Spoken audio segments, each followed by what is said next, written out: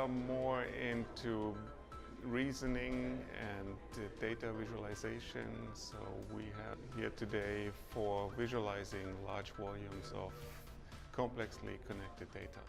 So I heard the term before because we actually do some work with the SciGraph in Silo, and we provide some of the content in the SciGraph in the not yet released versions.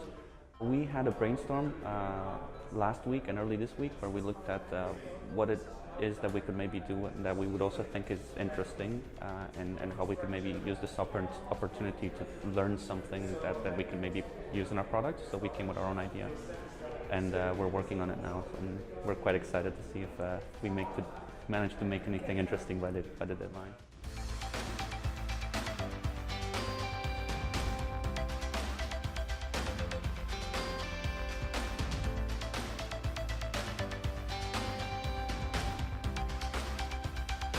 Actually, I'd never participated in a hack day before, and this is my first experience. I got to know new tools that I didn't know before actually, and lots of nice ideas about the things that can be done with the data and or even maybe similar data later on. So